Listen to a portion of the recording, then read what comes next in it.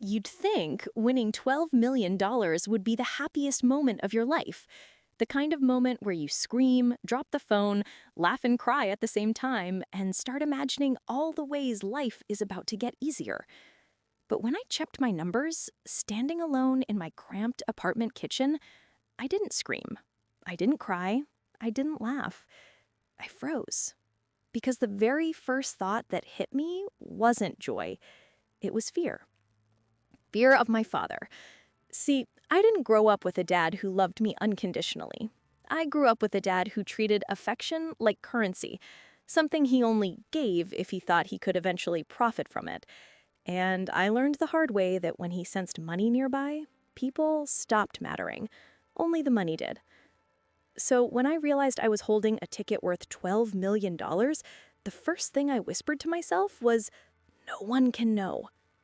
Especially him. For 2 days, I moved like a ghost through my life. Went to work, clocked out, ate dinner, but every second, I felt the weight of that secret burning a hole in my pocket. I didn't tell my dad. I didn't tell coworkers. I didn't tell friends. I did tell one person, my older brother, Liam, because he was the only family member who never treated me like I was worth less. He drove over immediately, sat on my couch, and stared at the winning ticket like he was handling a newborn baby. Holy crap, Ava, he whispered. This is real. Yeah. What are you going to do? I don't know, I admitted. But I'm not telling Dad. He didn't argue. Not even a little. That man once made you pay him rent to sleep in your own bedroom, Liam said. He'd drain you dry if he knew. I nodded. I'm serious, he continued. You need to keep this quiet until you get a lawyer. A good one. And that's how the plan started. The attorney I hired, Miss Griffin, was a hawk in a tailored suit. She walked into the room with the kind of energy that made even the walls sit up straight. After I explained everything, she folded her hands and said calmly, "You were right to keep this secret. People get unpredictable around money. Family most of all." Her words hit a nerve so deep I felt it pulse. What should I do? I asked. She slid a folder across the table. You set up a trust. Quietly, privately. Your money gets protected, your name stays off the public record, and nobody, I mean nobody, can touch it without your permission. It felt like someone had just lifted a 200-pound weight off my chest. She continued, and the best part, if anyone tries to come after you, it automatically triggers legal protection.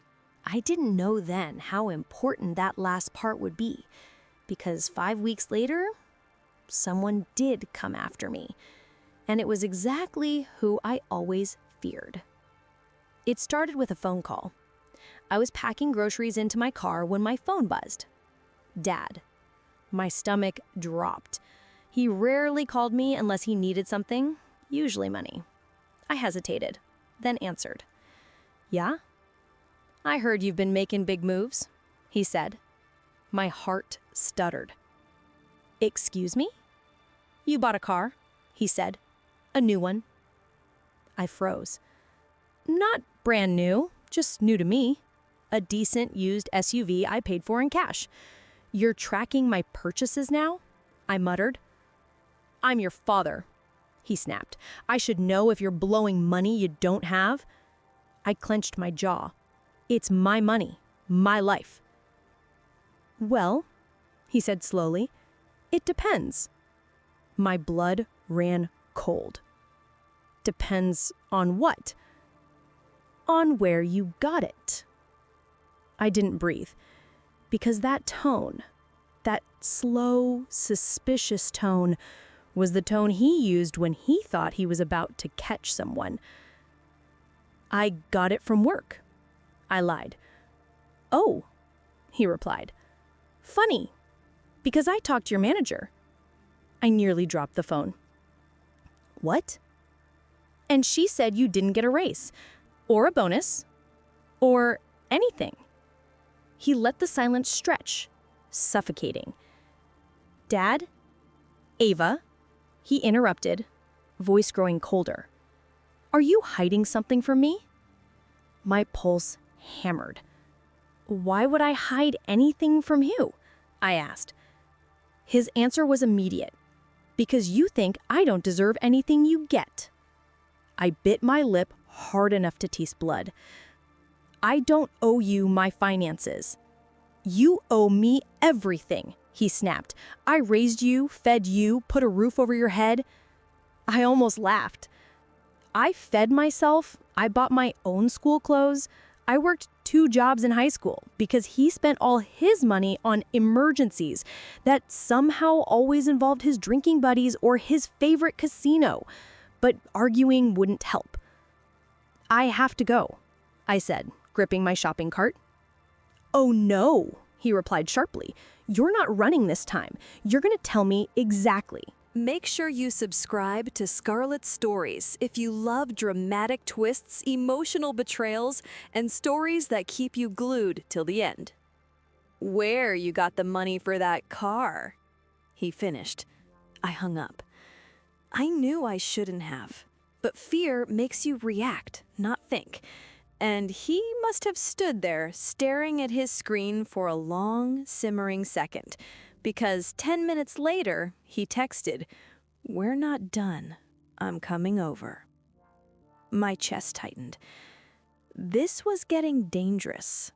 He was suspicious. He was angry. And the worst part? He smelled money. My doorbell rang before I even pulled into my driveway. Dad stood there with a smirk that made my stomach twist. "I know," he said. My breath caught. "Know what?" "You won something." My throat went dry. "How much did you win, Ava?" I stepped back. "I didn't..." He cut me off. "I want half." My heart nearly stopped. He wasn't guessing. He knew. And that meant someone talked. But who? I wish I could say I went home after winning the lottery and celebrated. I wish I could say I screamed into a pillow, danced around the living room, or even treated myself to a nice dinner. But instead, I sat in my Honda Civic in the grocery store parking lot and cried. Not happy tears. Fear. Shock. Disbelief. Because $12 million wasn't just money. It was freedom. It was escape. It was the life I'd always dreamed of, but never thought was possible. And I knew, deep in my gut, that the one person who could never find out was my father. The man who looked at me like a failure since I was 5. The man who forced me to drop out of college to help the family, while my brother Mark got his tuition fully paid. The man who told everyone I was just staff in my own home growing up. Telling him would have been like handing a wolf the keys to the henhouse. So I didn't tell him, or Mark, or anyone. For 3 months, life stayed normal. Or as normal as it could be when you're secretly a millionaire. I went to my job at the diner. I lived in my tiny studio. I paid my bills on time. I didn't buy anything fancy, not even a new pair of shoes. I told myself I needed time to think, time to plan how to escape my family's claws without making noise. But the thing about secrets, they don't stay quiet forever, and mine didn't even make it to month 4. It started with a phone call. I had just finished a late shift at the diner and sat on my bed, peeling off my apron, when my phone buzzed. Dad. I froze. He never called me, not unless he needed something. "Hello?" I answered cautiously. His voice was unusually cheerful. "Kiddo, I was just thinking about you." I nearly dropped the phone. Thinking about me? This was the man who once forgot my birthday because he was busy watching a football game. "What's going on?" I asked slowly. He laughed. "A father can't call his daughter to check in?" No, he absolutely could not. Not this father. I forced a shaky breath. "Is something wrong with Mark?" I asked. Mark was always the golden child. If Dad was calling, something had to be off. His tone shifted. "Well, we've been dealing with some financial issues." There it was. The real reason. I didn't reply. He continued. "It's nothing serious, but we could use a little help." We, meaning me, the family scapegoat, the never good enough daughter. "What kind of help?" I asked, already bracing myself. He cleared his throat. "Well, your brother is behind on some payments, and the house needs repairs. I know you don't make much, but anything would help. A few hundred, or a few thousand if you've got it." I almost laughed. My father had never once asked me how I was doing, never once offered to help with my bills, never once showed up when I was struggling. But now he needed me? I kept my voice calm. "I don't have money like that." Silence. Then his tone sharpened into something cold and familiar. "You sure? Because a little birdie told me something interesting." My heart stopped. "What little birdie?" I whispered. He hesitated, just long enough for dread to surge through me. "He saw your bank statement." My entire body went numb. No. No, no, no. Mark must have gone snooping when he visited me last week, the first time in years he'd asked to drop by. I kept my balance on the edge of the bed. What exactly did he see? Dad inhaled sharply, excitement bleeding into his voice. "He said you've got millions in your account. Millions, kiddo. Why didn't you tell us?" My hands shook uncontrollably. "I didn't want anyone to know," I said honestly. Dad scoffed. "Oh, please, you should be happy to help your family. We raised you. We gave you everything." A bitter laugh escaped me. "Everything? You made me drop out of college." "To support the family," he snapped. "And now it's your turn to give back." Anger surged hot through my chest. "No," I said firmly, "it isn't."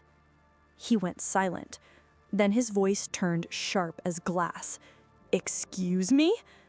I said, "No. It's my money, my life, and you don't get to take it." The line crackled. Then he exploded. "You selfish little brat! You think you earned that? You think you deserve it? You're nothing without us." I swallowed hard. "I'm hanging up now." "Don't you dare!" Click. I sat there for a long time shaking. Hours passed. The next day, the threats started. Then the accusations. Then the guilt texts. The angry voicemails. The calls from Mark telling me I owed them because they put a roof over my head. And then things escalated into something I never expected. 3 days later, I came home from work to find a letter taped to my apartment door. A thick, official-looking envelope. From a law firm. My stomach twisted violently as I ripped it open. I read the first line and felt the world tilt. "You are hereby notified that John Prescott is filing a lawsuit to claim ownership of the lottery winnings obtained by you on July 12th. My knees buckled. My father, my own father, was suing me for all $12 million? And as if that wasn't enough, the next line hit harder. He claims you purchased the ticket using his funds, and therefore the winnings are legally his property. I couldn't breathe. I read it over and over. My father was accusing me of stealing his money. Money he never gave me. Money he didn't have. Money I won alone. I staggered into my apartment and shut the door, the letter shaking in my hands. But it got worse. Much worse. Because attached to the lawsuit was a statement from Mark supporting my father's claim. A statement saying, "My sister has always used my father's money. She used his funds to purchase the winning ticket." I sank to the floor. My own brother, my own family, destroying me for money I never even told them about. And that's when I realized something. This wasn't just a lawsuit. This was war. And I was very, very alone. Or so I thought. Because 1 week later, I met someone who changed the entire case and made my father regret ever stepping into that courtroom. I always imagined betrayal would feel sharp, like a knife between the ribs. But when I walked into my family's living room that evening and saw my father sitting with an attorney, it didn't feel sharp. It felt hollow, empty, like the ground had cracked open beneath me and I was falling into something dark and bottomless. My dad looked up at me with a smile so fake it made my stomach turn. "There she is," he said, voice sugary. "My lucky little girl." Lucky. Right. If luck was having your own father plotting to rob you blind. The attorney stood, offering a stiff handshake. "Miss Carter, I'm Mr. Langford. Your father brought me in because we have a situation that needs to be resolved regarding your financial windfall." Financial windfall. That phrase alone made me want to throw up. Dad crossed his arms, trying to look casual, as if he wasn't the very reason I'd had to hide the existence of $12 million in the first place. "We just want what's best for you," he said. I laughed. Actually laughed. Because the performance was so ridiculous, I couldn't even pretend to take it seriously. "What's best for me?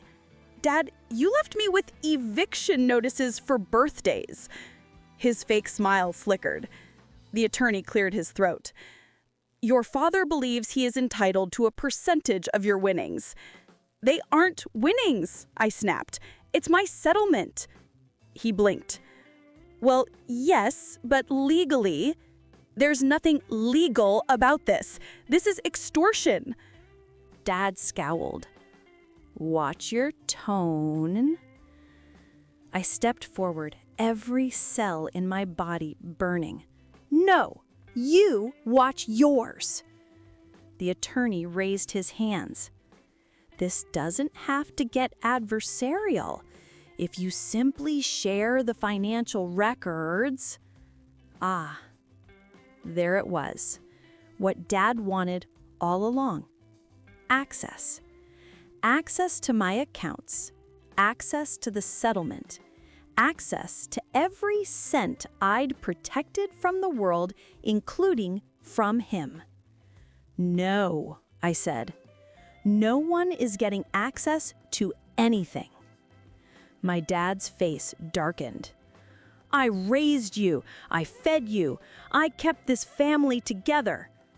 "You used me," I shot back. "You squeezed every dollar out of me as a teen. You made me pick up extra shifts to pay bills you were supposed to pay." His jaw clenched, nostrils flaring.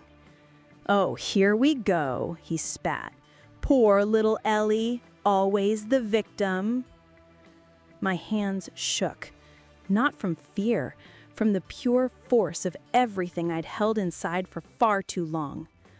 "I'm not the victim," I said quietly. "I'm the survivor." The attorney shifted awkwardly. Look, if we can't handle this privately, then your father will be forced to take you to court for familial entitlement. You mean for money that isn't his? I said. Dad exploded. You wouldn't have anything if it weren't for me. I froze. Because that was the real him. The greedy, entitled, selfish version he tried to hide under fake smiles and fatherly concern. Finally, he said it out loud. And he knew he'd said too much, too honestly, because he quickly changed tactics. You need structure, he said, softening his tone. You don't know how to manage that kind of money. I'm trying to help you. That's what financial advisors are for, I replied. He rolled his eyes. Oh, please. You're too naive. Someone has to protect you. And that's when the realization hit me like a freight train. My father wasn't here to protect me. He was here to control me. He always had been. My voice was steady when I said, "You're not getting a dime." His face twisted with rage. Color drained, then rushed back in a bright red flush. "You're making a mistake, a huge one," he hissed. "Maybe, but it's my mistake to make." He stepped closer. "But you don't understand what you're up against. You're not smarter than I am. You're not stronger than I am. I know how to win." I looked him dead in the eyes. "So do I." His mouth fell open, stunned by the audacity of the daughter he thought he owned. The attorney cleared his throat again. "Well, if negotiations are off the table, then I suppose we'll have to proceed formally." Dad's eyes gleamed darkly. "Good. We'll take it to court." I shrugged. "Fine." "Fine," he repeated. We stared each other down like two enemies on a battlefield. Then I turned to leave the room. But right as I reached the doorway, Dad spoke again. Voice low. Voice dangerous. "You're going to regret this, Ellie." I didn't look back. "Not as much as you will." That night, I lay in bed, unable to sleep. My phone buzzed every few minutes with messages from him. "We can still fix this." "Stop being dramatic." "You owe me." "Answer me." I turned it off. He wasn't going to get to me. Not anymore. But I had no idea just how far he was willing to go. Not until the next morning, when I opened the front door and found a police officer standing on my porch. "Are you Ellie Carter?" he asked. My voice barely worked. "Yes." He handed me a packet of papers. "You're being served." My chest tightened. Served. My own father had filed a lawsuit against me overnight. Everything inside me shook. Anger, fear, betrayal so deep it left a bruise on my heart. But at the bottom of that pile of emotions, a spark caught fire. No more hiding. No more tiptoeing. No more giving him chances he didn't deserve. If he wanted a war, he was going to get one. I took a steady breath, staring at the legal documents that claimed he was owed a percentage of my settlement because, get this, he contributed to the upbringing and financial stability of the beneficiary. I barked out a laugh. Financial stability? He couldn't even keep the lights on when I was 14. I closed the door behind me, leaned back against it, and whispered to myself, "Okay, let's fight." Because he wasn't going to take my money. He wasn't going to take my peace. And most importantly, he wasn't going to take back control. Not anymore. But what I didn't know yet was that the lawsuit was only the beginning. My father was about to pull something far worse. Something vindictive. Something deeply personal. And it would push our conflict to the edge of destruction. If the pre-trial hearing had felt like a nightmare, The week leading up to the actual trial felt like drowning slowly. My dad blew up my phone every single day, not with remorse, not with apologies, but with venom. You forced my hand. You owe me your success. You were nothing until I raised you. You're ungrateful. You'll lose. I'll make sure you lose. Every message was a slap. Every voicemail was a shove back into the childhood I fought so hard to escape. But you know what hurt more than his words? The silence from the rest of my family. My aunts, my cousins, even my grandma. No one asked if I was okay. No one asked if I needed support. No one even pretended to be neutral. They were all on his side, because in our family, he'd always been the loudest voice, and loud voices drown out the truth. The morning of the trial, my stomach twisted itself into a knot. My lawyer, Maya, handed me a bottle of water. "You're shaking," she said gently. "I'm terrified," I admitted. "That means you're human," she said gently. "But remember, you have the truth. He has tantrums." I let out a shaky laugh. "Let's hope the judge sees it that way." "Oh," said Maya with a sharp little smile. "She will." When my dad walked into the courtroom, he was wearing a suit so stiff it made him look like a department store mannequin. He didn't look at me, not once. His expression was a victory smirk, like he had already won, like the court was just a formality. Behind him came his lawyer, a tall, severe man who clearly got paid by the hour and loved reminding people of it. My dad leaned toward him and whispered something smug. I didn't need to hear the words. I already knew the script. "She'll crack. She can't fight me. She owes me."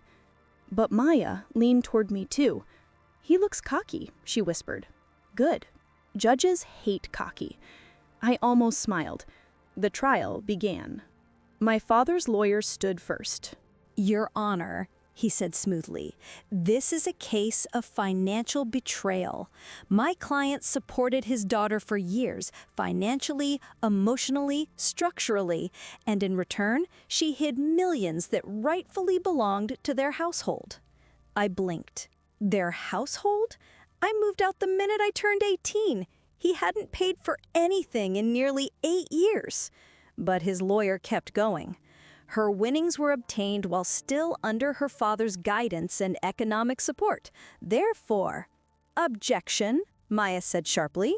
Miss Carter was 24 when she won, fully independent with zero financial support from the plaintiff. The judge nodded. Noted. Move on, counselor. My father's lawyer's jaw ticked. He didn't like being cut off. Good. Then came the part I dreaded. My dad was called to the stand. He walked up proudly, like a celebrity accepting an award. "Mr. Carter, would you describe your relationship with your daughter?" My dad sighed heavily, the theatrical kind. "We were close," he said. "Very close. She depended on me. She always did." I clenched my fists. He trusted me. He always came to me for help, for money, for decisions. I was the one who guided her. My heart thumped painfully. Guided? He controlled, manipulated, belittled. But before I could drown in my anger, Maya whispered, "Let him dig his hole." So I did. The lawyer nodded sympathetically. "And how did you feel when you discovered she had won $12 million without telling you?" My dad's face hardened. "Betrayed." His voice cracked a little. Fake, but convincing. "Everything I did for her," he said, shaking his head. "All the sacrifices. I dropped out of college to raise her. I worked 2 jobs. I put my dreams aside." I nearly stood up. Lies. All lies. He dropped out of college because he was failing every class. He worked 2 jobs because he spent so much gambling. He didn't put dreams aside. He never had any. But the courtroom didn't know that. Not yet. "And why?" his lawyer asked gently. "Do you feel you deserve a portion of her winnings?" My father straightened. "Because I'm her father," he said simply. "Family takes care of family." The irony stung so sharply I almost laughed. The lawyer nodded and sat. Your witness. Maya stood. She didn't carry notes. She didn't look nervous. She looked like a wolf who had been waiting for this moment. "Mr. Carter," she began, "you said you supported your daughter financially. For how long?" He smiled. "Her whole life." "And when," she asked, "did you last pay one of her bills?" My dad blinked. "Well, that's not the point. Support isn't only money." "Answer the question," Maya said smoothly. He shifted. "I don't remember." She nodded. "Let me help you. According to her bank records, she's been financially independent since 18. Do you dispute that?" He hesitated. "I might have given her money." I narrowed my eyes. I had never received financial help from him. "Can you provide any proof?" Maya asked. "Proof?" he scoffed. "She's my daughter. I shouldn't need proof." "That's not how courts work," Maya said. The courtroom chuckled. My dad's face flushed. She moved closer. "And you said you sacrificed for her. 2 jobs, dreams set aside, correct?" "Yes," he said defensively. "I worked myself to exhaustion." "Interesting," Maya said, "because your employment record shows long periods of unemployment and multiple jobs lost due to attendance issues. Care to explain?" His face stiffened. That's because, oh, Maya added casually, "we also have casino records." His head jerked. "What?" "Showing outstanding gambling debts during the years you claim you were sacrificing for her." My dad's mouth dropped open. "And finally," Maya said, turning back to the judge, "we have evidence of repeated emotional manipulation and harassment toward my client." His face contorted. "That's a lie." Maya raised a brow. "We have voice recordings." The courtroom murmured. My father's face turned ghost white. "And these recordings include Mr. Carter telling my client she owed her life, calling her ungrateful, and," she glanced at her notes, "that he would take everything from her when she made something of herself." My father lunged forward. "I never said that." Maya pressed play. His voice filled the room, word for word, exactly as she quoted. You could have heard a pin drop. My father collapsed back into his chair, deflated, exposed, finished. And I realized this wasn't just a case anymore. This was the moment I finally stopped being afraid of him. But the trial wasn't over, because the judge was about to deliver a verdict that would change everything. The courtroom felt colder that day. Even though the sun streamed through the tall windows and glowed across the polished wood benches, all I felt was ice. Ice in my stomach, ice in my veins, ice in my heart.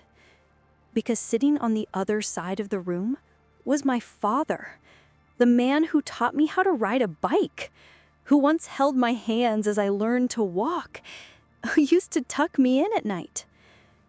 Now he sat beside his lawyer, refusing to even look at me.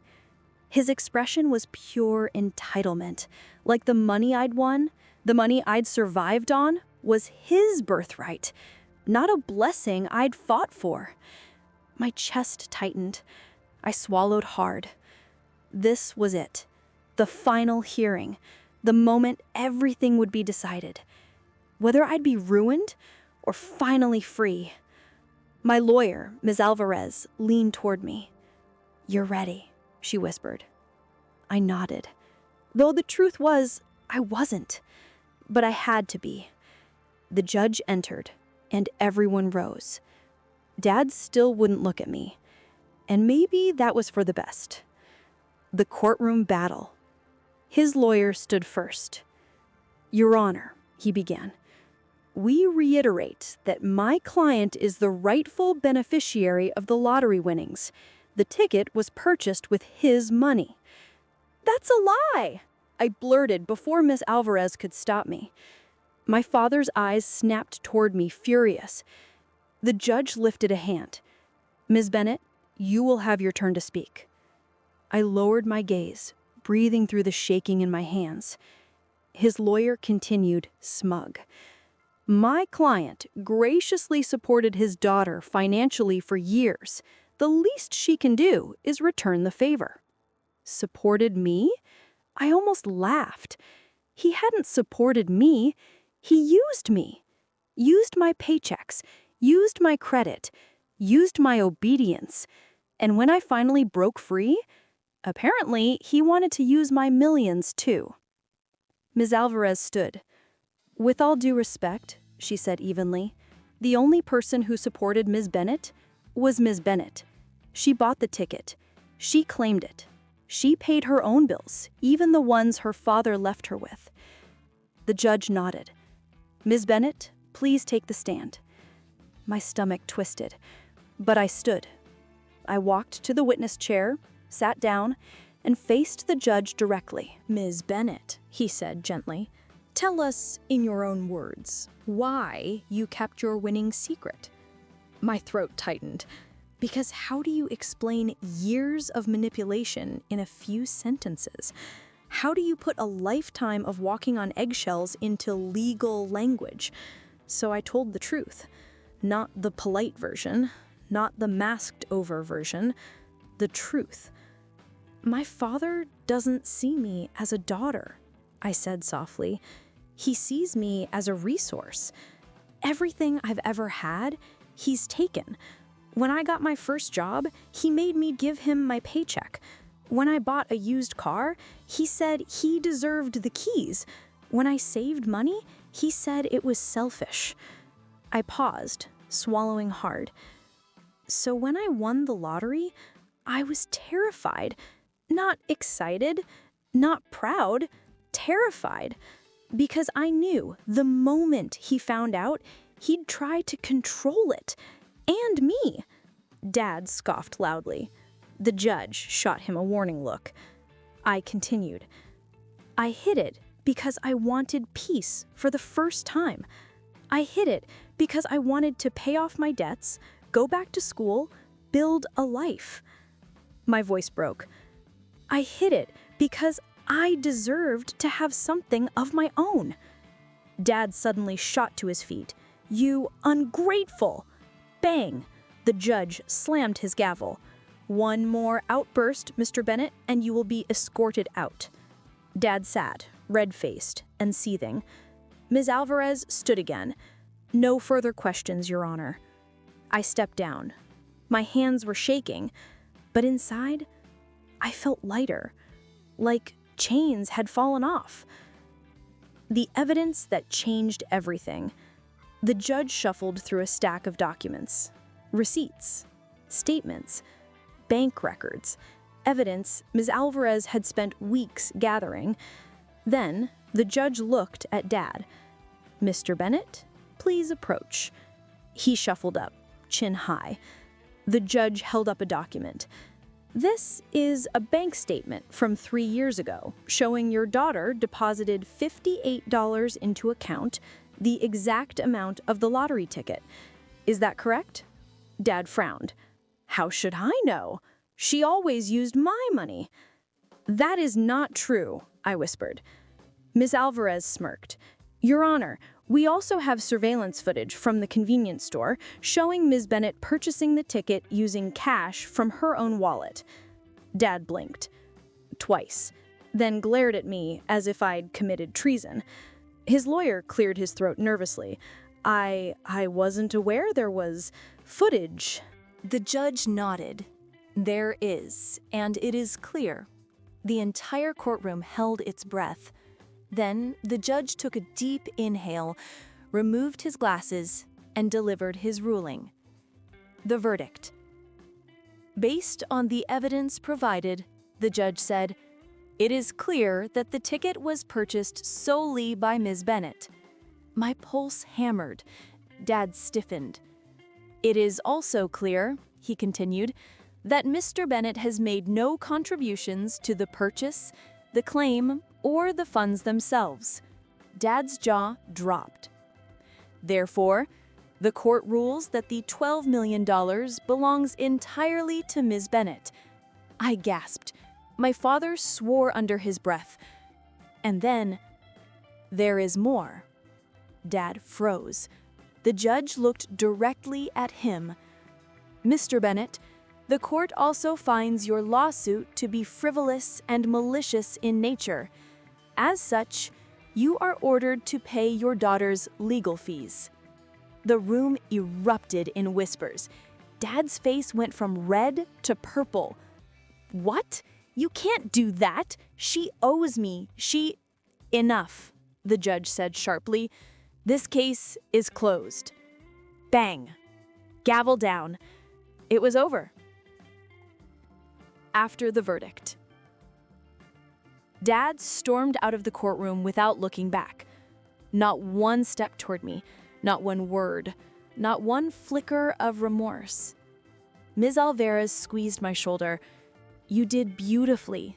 This is your life now, your future, not his." I nodded, tears finally spilling over. "Thank you." She smiled softly. "You earned your freedom." As I walked out the courthouse steps, the sun warmed my face. A breeze lifted my hair. For the first time in my life, the world didn't feel like a trap. It felt open, possible, mine. Halfway down the stairs, I paused, turned on my phone's camera, and whispered, "If you're listening to this, if you've ever been controlled, manipulated, or made to feel small, just know you can take your life back too." And then, with a shaky breath and a small smile, make sure you subscribe to Scarlight Stories for more powerful stories like this. I flipped my phone back into my pocket. Then I walked forward, toward a future he could never steal again. A future I would finally get to choose.